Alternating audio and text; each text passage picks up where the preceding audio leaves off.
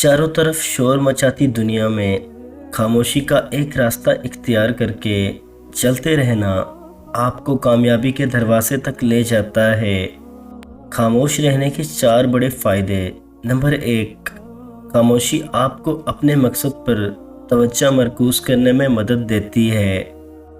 शहरों से निकलकर पहाड़ों की तरफ जाएं, कुदरत की बनाई हुई इस दुनिया का नज़ारा करें और इसमें गूंजती हुई खामोशी को खुद महसूस करें, जो आपको किसी भी चीज़ पर तवज्जो मरकूज करने में मदद करेगी।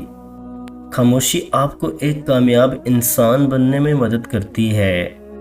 मुताले से पता चला है कि हर कामयाब इंसान के पीछे उसकी खामोश मेहनत एक बड़ा किरदार अदा करती है।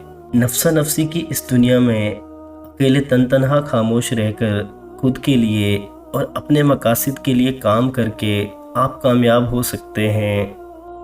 नंबर 3, खामोशी आपके ज़हनी तनाव को कम करके आपको बाशऊर इंसान बनने में मदद करती है। खामोश रहने वाला इंसान दूसरों से ज़्यादा सहीन होता है, क्योंकि वो खुद खामोश रहकर दूसरों की बातें सुनता और समझता है। वो बोलने से ज़्यादा सुनता है, वो बताने से ज़्यादा जानता है, इसलिए वो ज़हीन है। नंबर 4, खामोशी आपको अपने रब से जोड़ती है। करोड़ों लोगों के दरमियान अकेला रहकर इंसान जान जाता है कि इस दुनिया में वो एक ही है जो उसे कभी अकेला नहीं छोड़ता, और वो उसका रब है। बोलने का हक छीना जा सकता है, मगर खामोश रहने का नहीं। जब दर्द हद से बढ़ जाता है तो इंसान रोता नहीं बल्कि खामोश हो जाता है। हंसने हंसाने वाले अचानक खामोश हो जाएं तो उनकी खामोशी से सुकून नहीं, खौफ आता है। किसी को अज़ियत देने के बाद उसके सब्र और खामोशी से डरो।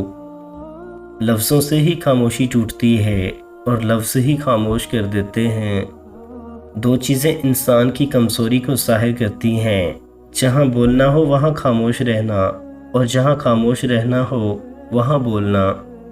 मेहनत इतनी खामोशी से करो कि तुम्हारी कामयाबी शोर मचा दे। लोग बेवजह खामोश नहीं होते, पता नहीं क्या कुछ सह चुके होते हैं। अल्फाज से भी कहीं ज़्यादा दूसरे बंदे की खामोशी तकलीफ़ देती है।